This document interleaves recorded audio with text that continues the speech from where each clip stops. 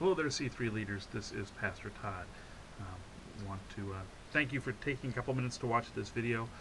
We are sorry that the leaders training tonight couldn't happen when the school district, Osceola School District, cancels school. That's our general guideline for when we also cancel, and so we felt the need to cancel the activities for tonight, but wanted to put this on video. Hopefully it'll be helpful for you.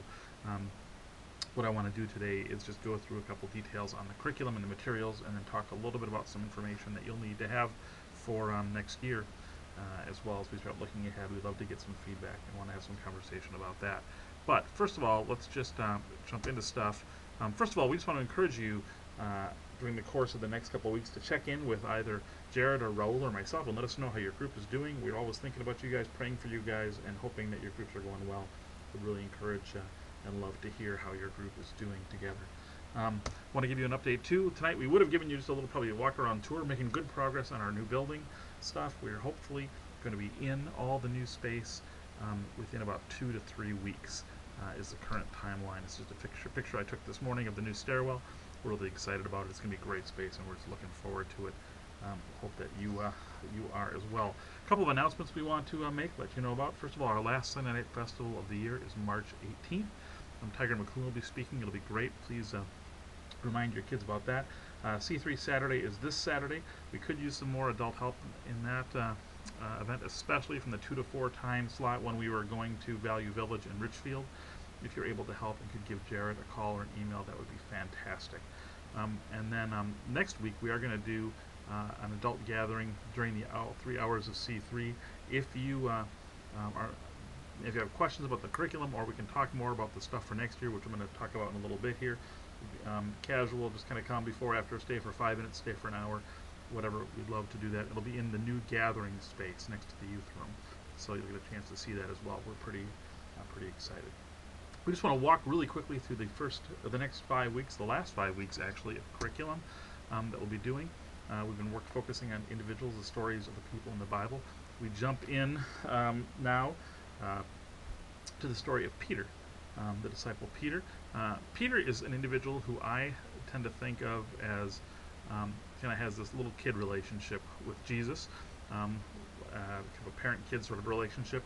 Peter keeps making mistakes, and Jesus keeps bringing him back, correcting him, forgiving him, and then Peter goes and makes another mistake. It's sort of this thing. He's brash, he's outspoken, he takes risks. The phrase that I use is he's always confident, he's often wrong, but he bolsters ahead.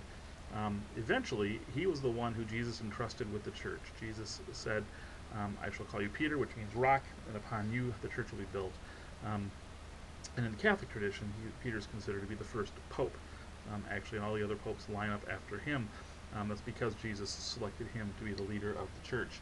The reason for this is, even though Peter made mistakes, even though he flubbed things up, he learned that the task is to always keep your eyes on Christ, and that's what the story we're going to look at of Peter walking on the water is, that once he takes his eyes off of Jesus, he begins to sink. And the lesson there is that we can always keep our eyes on Christ, and that will always keep us focused and hopefully moving in the right direction. The second week of our last 5, we're going to focus on the prodigal son. Great story that kids might be familiar with as well. The story of the lost returning to God, the story of the lost being welcomed home, the story of the rest of us who are often the judge. A question I would ask in this lesson is, which of the characters, if you think of the father, if you think of the younger son, you think of the older son, who do you relate to the most? I think largely in the church we often relate to the oldest son, where we're kind of looking and making judgment. I think that's sometimes how it's perceived, at least.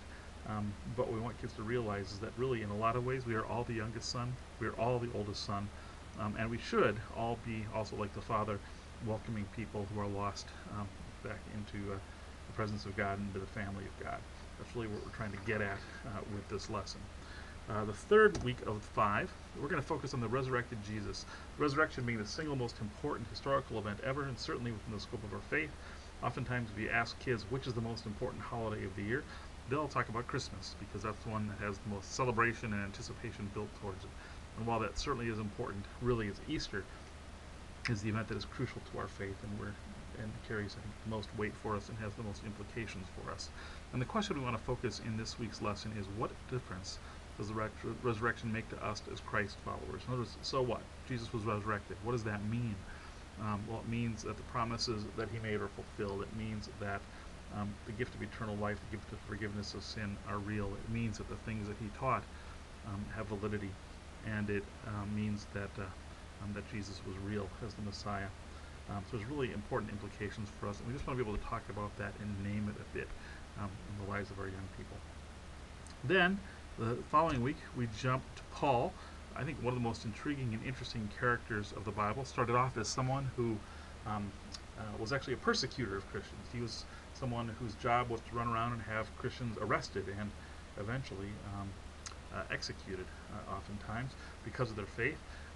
He had an experience, and he was converted. His name was Saul. God changed his name to Paul, and he became then the author of much of the rest of the New Testament, the epistles, the letters, which are letters of advice on how to live our faith.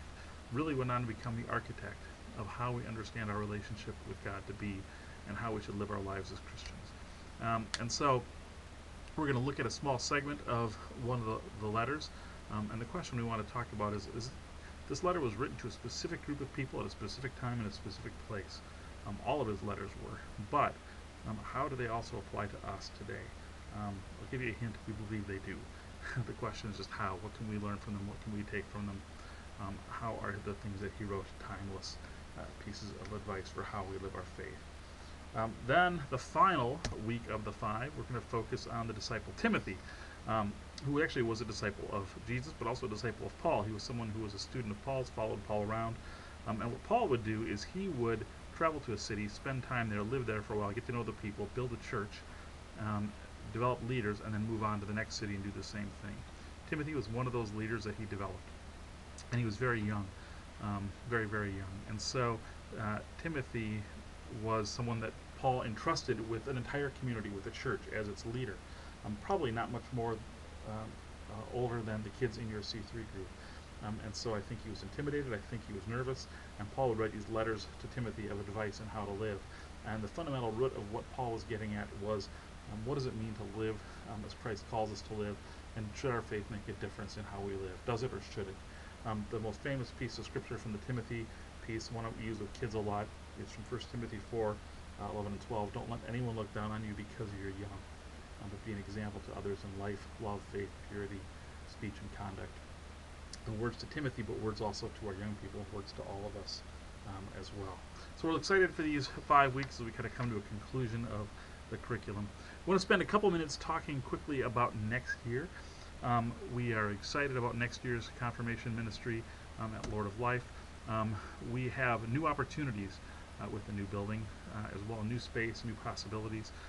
We're always looking at ways to improve our program, always looking at ways to make it better, make it more dynamic, make it more powerful in terms of forming faith.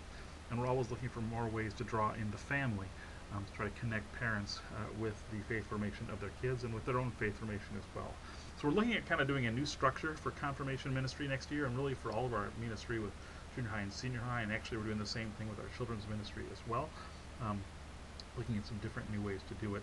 And we're talking about still having programming primarily on Sunday and Wednesday nights as we have, but restructuring it and reorganizing it. We'd love to share this with you quickly and get an opportunity for your feedback and thoughts as well. Sunday nights is where I'll start.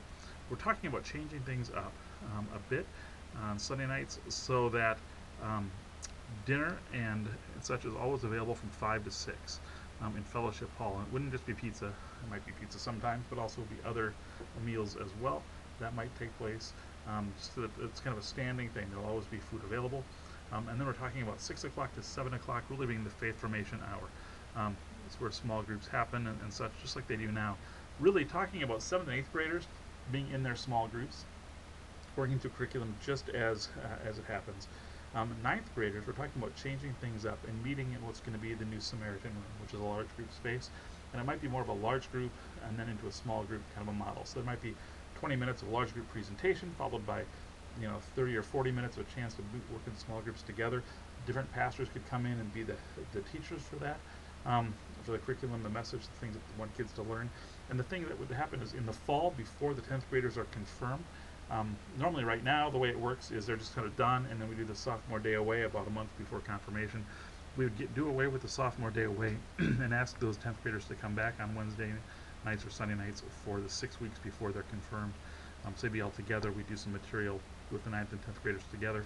And then what we really want to encourage is that 10th graders have the opportunity to continue in their small groups after confirmation. We'll always have coffee available in the commons area and the new parts of the building, so parents could be welcome to come in, and then we work with our adult ministries to make some adult education opportunities, Bible studies or parenting classes or things like that available as well during this hour. So it can be a thing that whole families can come and participate in together.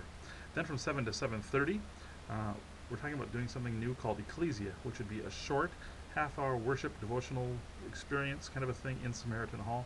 All the kids from that hour would be encouraged to stay and participate in that, parents as well. There would be music, there would be an opportunity again to hear from a short message from one of the pastors or one of the staff people or someone else. And again, just a 20 to 30 minute short devotional worship kind of a thing. And then after that, we break into both junior high and senior high youth groups. The junior high youth group, we would change. It would no longer be Recharge. We'd do something new called Explore. You can see the logo there. It's got the Cairo, the symbol for Christ, in the middle with the X and the PR.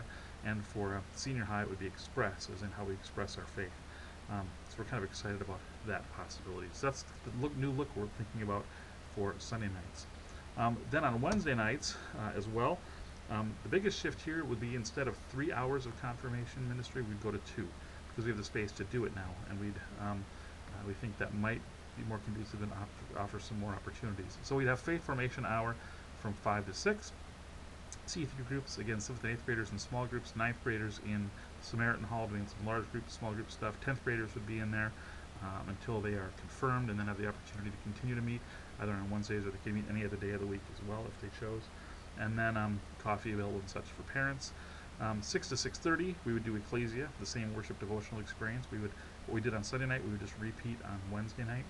And then from 6:30 to 7:30, we do the second faith formation hour. It would be the same as the first, except at 6:30 to 7:30, we'd also then add the adult education opportunities. We could do it at 5 to 6 as well, but we're just not sure that early in the day that we get people that want to come and be a part of it. Looking over on the right, 5:30 to 7 o'clock, we would have this dinner that would continue.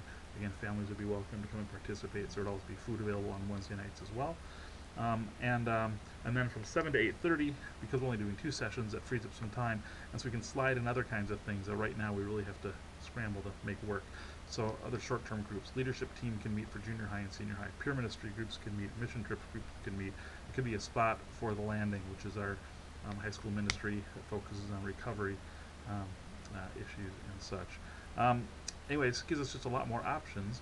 Obviously there's implications, only going to 2 hours.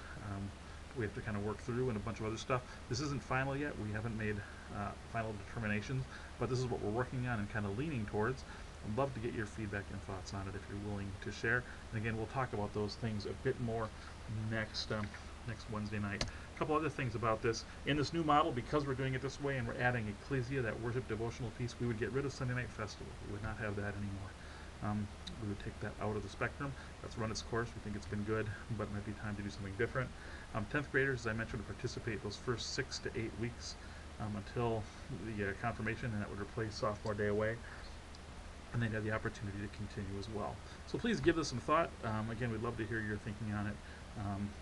Give it some prayer, and we'll be doing the same as we look for guidance and wisdom in how we make our determinations about the future.